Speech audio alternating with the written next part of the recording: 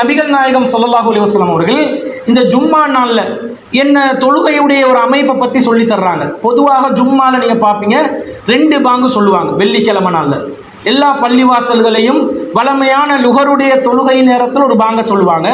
பிறகு ஜும்மாவுக்கு மக்கள் வந்து இமாம் மிம்பரில் ஏறிய பிறகு இன்னொரு பாங்க சொல்லுவாங்க.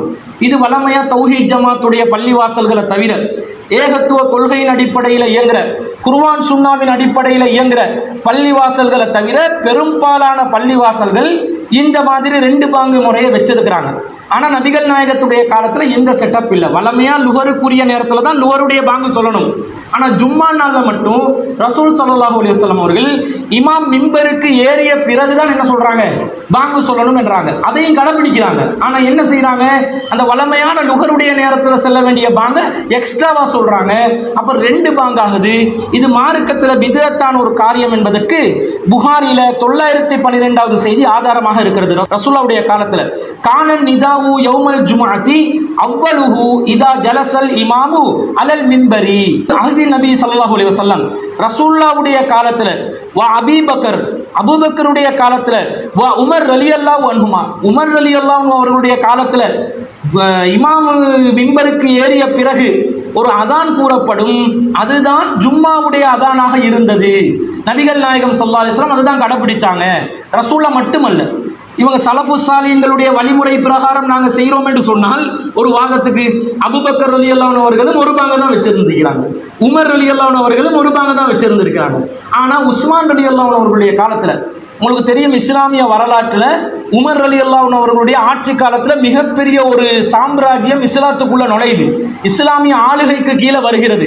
அந்த நேரத்தில் அதிகமான மக்கள், ஜனத்தொகை அதிகமானவர்கள் இஸ்லாமியர்களாக மாறிய காரணத்தினால் மக்கள் இந்த மார்க்கத்தில் மக்களுடைய அந்த கட்டுப்பாடுகள் படிப்படியாக மீற ஆரம்பிக்குது. எல்லாரையும் கண்காணிக்க முடியாத ஒரு சூழ்நிலை ஏற்படுது. இந்த நேரத்தில் ஜும்மாவுக்கு இமாம் மிம்பரில் வந்து உட்கார்ந்தாலும் பள்ளிவாசல்களுக்கு வந்து நுழைகிறவங்களுடைய எண்ணிக்கை குறையுது. இதனால் உஸ்மான் ரலியல்லாஹு அன்ஹுடைய காலத்தில் என்ன செய்யப்படுது, சந்தைகளில், பஜாரில், ஊரில் வந்து கடை தெருகள் இருக்குமே, அந்த ஏரியாக்களில் போய் ஒரு அழைப்பு கொடுக்கப்பட்டது, ஒரு அதான் கொடுக்கப்பட்டது என்று வருது. இந்த அதான் என்பது பாங்குக்கு பயன்படுத்துகிற அதே வார்த்தை என்பதனால பிறகு வந்த நல்லறிஞர்கள் என்ன சொல்லிட்டாங்க, இது அதான் என்றால் இதுவும் ஒரு பாங்கு தான், இதுவும் அல்லாஹு அக்பர் சொல்லி நீங்கள் கடை தெருவில் சொல்லணும் என்ற மாதிரி ஆக்கி விட்டாங்க. அதுக்கு பிற்காலத்தில் வந்தவங்க என்ன பண்ணிட்டாங்கன்னா, கடை தெருவில் போயிட்டு பாங்கு சொல்கிறதா, பள்ளியிலிருந்தே ஸ்பீக்கரில் சொல்லலாம் என்று இங்கேருந்து சொல்ல ஆரம்பிச்சுட்டாங்க. உஸ்மான் ரலியல்லாஹு காலத்தில் பள்ளிவாசலுக்கு மக்களை வர வைக்கிறதுக்காக ஒரு அதானை அதிகரித்து விட்டார் என்று சொன்னால் நீங்கள் கடை தெருவில் தானே போயிட்டு சொல்லணும். அந்த முறைப்படியே நாங்கள் செய்வது கடமை இல்லை. முதல்ல ஒரு நபித்தோழருடைய செயல் மார்க்க ஆதாரம் அல்ல. அதை கடைபிடிக்கிறதா இருந்தால் நாங்கள் என்ன செய்யணும், இங்கே வெள்ளம்பிடி சந்தியில் போயிட்டு பாங்க சொல்லணும், அல்லது மாளிகாவத்தில் சந்தியில் போயிட்டு பாங்க சொல்லணும், அல்லது பெட்டா பஜாரில் போய் பாங்க சொல்லணும். இதை விட்டுட்டு இவங்க பள்ளியிலேருந்து ஸ்பீக்கரில் சொல்கிறதா இருந்தால் அது இந்த செய்தியின் பிரகாரம் கூட தவறாக போயிருமே. அப்போ இதை கூட சிந்திக்காம சுன்னத்து ஜமாத்தை சேர்ந்த அறிஞர்கள் எல்லாம் இதை ஆதரித்து கொண்டிருக்கிறார்கள். எப்போதான் அவங்க இதில் திருத்தத்தை கொண்டு வர போகிறாங்களோ தெரியல. அவங்களுக்கு எங்களுக்கு என்ன போட்டி, குர்ஆன் சுன்னால உள்ளதை செயல்படுத்தினா முடிஞ்சு, இவ்வளோதான் விஷயம். இதிலெல்லாம் மாற்று கருத்தெல்லாம் இல்லை, சண்டை போடலாம் முடியாது. நேரடியாக அச்சொட்டாக வரக்கூடிய புகாரியில் வரக்கூடிய செய்தி அவங்க அப்படி தானே சொல்லுவாங்க, புகாரியில் வந்து விட்டது, புகாரியில் வந்துருச்சு. ரசூலுல்லாஹ் காலத்தில் இதுதான், அபூபக்கர் காலத்தில் இதுதான், உமர் ரலியல்லாஹு காலத்தில் இதுதான். வந்தால் அதை செயல்படுத்தி ஆகணும் என்றதை இவர்கள் விளங்க வேண்டும். ஆனால் என்ன வாதத்தை வைப்பாங்க, சவுதியில் மக்கால மதீனால 2 பாங்கு சொல்லப்படுது. நான் சொல்லிட்டு போட்டோம், நமக்கு என்ன, அங்கே என்னென்னமோ பண்ணுறான். இப்போ சவுதியை எல்லாம் ஆதாரமாக எடுக்கக்கூடாது என்றதை நாங்கள் பல வருட காலமாக சொல்லிட்டு வர்றோம். அவங்க உச்சகட்டத்தை தாண்டி இப்போ என்ன பண்ணுறான், நிறைய கூத்து கும்மாலங்கள் எல்லாம் சவுதி அரேபியாவில் அரங்கேற்றி கொண்டு இருக்கிறாங்க. சமீபத்தில் ஒரு வீடியோ வந்துச்சுங்க.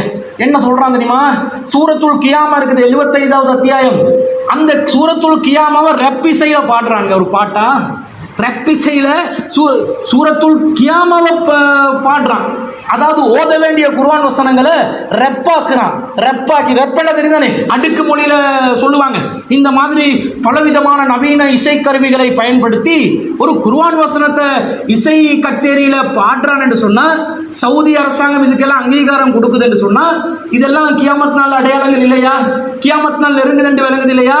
பாருக்கு பெர்மிஷன் கொடுக்குறாங்க. இன்னும் என்னென்னமோ நடக்குது.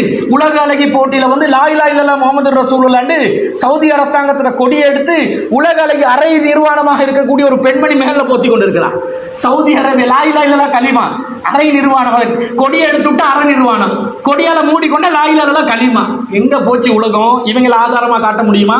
இந்த சவுதி உலமாக்கள், நேர்மையான உலமாக்கள் இருக்கிறாங்க, அவங்கள தூக்கி போடுறாங்க. வெள்ள வேன் வந்து தூக்குது சவுதியில வெள்ள வேன் செயல்படுது. ஆக்கள் அட்ரஸ் இல்லை, என்ன வேன்ல தூக்கிறாங்களோ தெரியல. ஆலிம்கள் இதை தைரியமா குரல் கொடுத்து ஆக்களை காணோம் என்ற அளவுக்கு இருக்குது. நமக்கு அவங்க ஆதாரம் இல்லை. நபி மொழிகளில் எது வந்துள்ளதோ அதை நாங்கள் செயல்படுத்த வேண்டும்.